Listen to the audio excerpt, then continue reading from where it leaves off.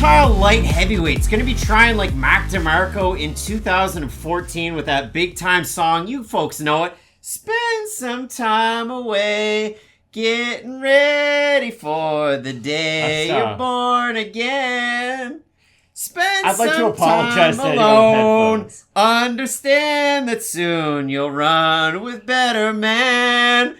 Alone again. Both of these guys need wins, and they're going to have to try really hard to fight with better men. And for Johnny Walker, 1-4 in his last 5 fights. It has been a bad run. And if you look at it for Walker, beats Luis Enrique over with Dana White's Contender Series, Brazil. He then gets 3 first-round finish wins. And then he becomes just the nail to everybody's hammer. I mean, he loses to Beast in 25-8 by finish, tries to pick up the pieces, loses to Nikita Krylov by decision, gets completely out-grappled. Then he goes in and fights Ryan Spann. Oh, wait, no, he doesn't. No, he doesn't. Because the point is, he goes out there and fights Ryan Spann, yes, he does, and gets the knockout win. And that's the thing. Because if you want to play MMA math in this matchup, Johnny Walker's finished Ryan Spann. Yohan Cutelaba, last time out, got finished by Ryan Spann. So by that logic, Johnny Walker wins. But for Johnny Walker, that's not really the logical way. He loses to Thiago Santos after switching his camp up to SBG Ireland. Doesn't throw any volume. Very tentative in a 5-round fight. And then he goes out and in his last time out fights Jamal Hill and looked like Al Harrington's wacky waving inflatable tube man. It was a really tough performance for Johnny Walker. The good thing about both these guys, though, is it's not like they're losing to nobodies. They're normally ranked fighters who are on the come-up trying to make their own title run, other than Thiago Santos, who's a little bit past it. But still, Thiago Santos, I'd say, is a tough out for a lot of guys in the top 15 of this division, even to this day. So for Walker, again, it's not like he's losing to guys who are just coming off a Contender Series. But when you had the hype that he did at one point, like, Johnny Walker was expected to be the guy to beat John Jones. That's not a joke. Like, that's a real storyline that people had. That was a real narrative.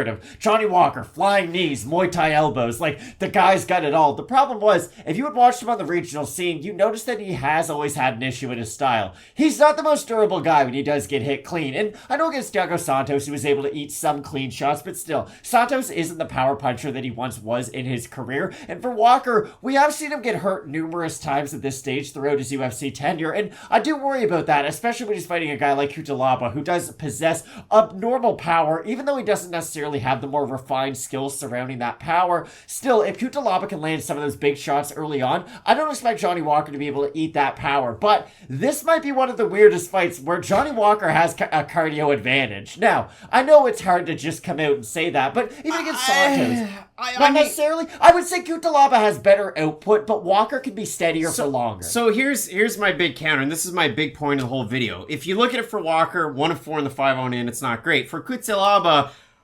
yikes. 1-3 with a draw on his 5-1 in. His losses, 2 knockout losses to Magomed Ankalaev. His last time out, he loses to Ryan Spann. His win over Devin Clark. His draw against Dustin Jacoby. The interesting things around this one. Magomed Ankalaev, heir apparent to a title shot against Yuri Prohashka in the near future. Cutelaba, is he out? Isn't he out? I don't know in the first fight. We knew in the second one. The second fight, it was for sure. His fight against Dustin Jacoby, 10-8 round 1. And then his cardio fell off, and he kept going for takedowns, but he couldn't get them, and Dustin Jacoby succeeded with the striking. His fight against Devin Clark, I mean, that guy put on his Francis Ngannou knee sleeves and his wrestling shoes. He had cardio for all 3 rounds, and he completely out-wrestled Devin Clark, who's a great wrestler in this division. And then his last time out against Ryan Spann, he completely out-wrestles him for the early goings of the fight. He goes for a looping overhand right, slips, and then as he stands up, Ryan Spann goes, I'm the tallest guy that goes for guillotines all the time. Boom. Cinch that one up, and then he rolls and ends up on top and holds it for way too long as Cutelaba's tapping for dear life. They end the fight. Cutelaba loses by submission. Yohan Cutelaba throws power like it's going out of style, but he throws power to also close the distance to try and take you down. And he's very, very good with his takedowns.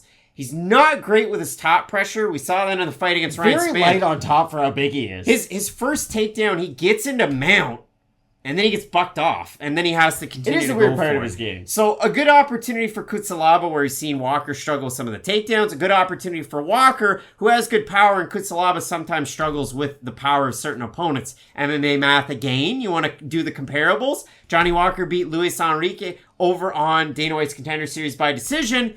Yohan Cutelaba made a highlight reel of Louis Enrique, knocking him out in 22 seconds. So there is that in play. So Johnny Walker is equal to or greater than Gokhan Saki is what we're saying? I think that's the fair comparison.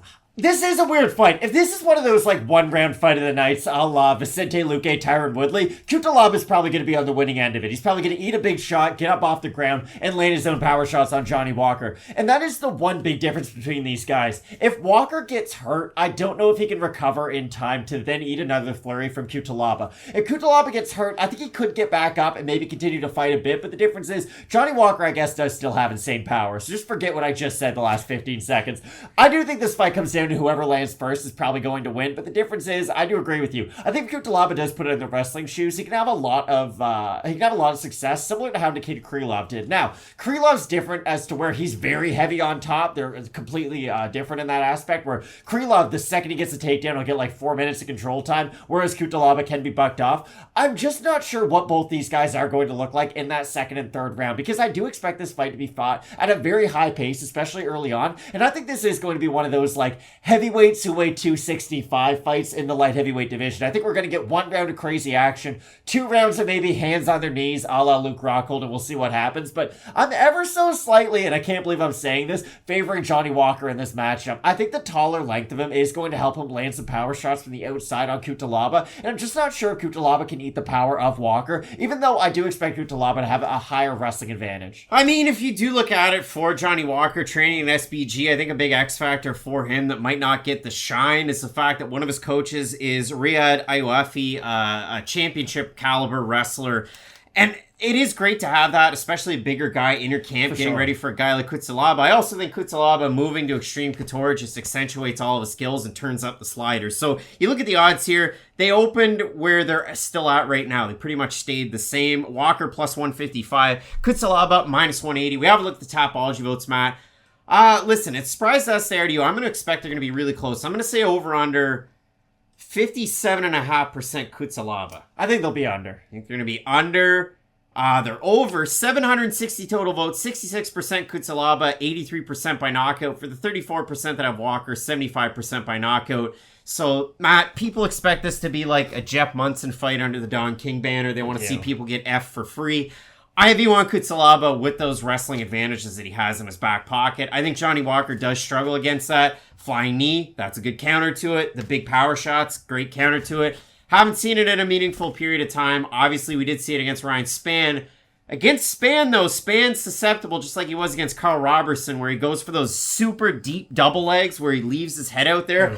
And those elbows, like Travis Brown, are the way to beat Ryan Spann. Walker did that in that fight. I think Cutelaba has the entries. I think he has what it takes to get the win. And it sucks for me, Matt, because I haven't taken a lot of underdogs on this card, even though like last week and the week before, I was all over the underdogs. This week, not so much. I like Johnny Walker as the dog in this matchup. I think it is a really close fight because Cutelaba, even though he does have the wrestling advantage, and I do expect him to use it, he's going to strike at some point throughout this fight. And I do think in the exchanges, that's when Walker does have good power. And the weird thing about Johnny Walker is you do expect a lot of his power to come from that long range because he is so big for the division. But go back to like the Khalil Roundtree fight. He beat him with Muay Thai elbows on the inside. Like he is a decent close range fighter. So I think he can have success at both of those ranges in this matchup. But I think this is a great fight. I think Yohan Cutelaba is going to be doing the damn thing, chamber of affliction style with the old, you can't really see it there, the old Mac DeMarco record.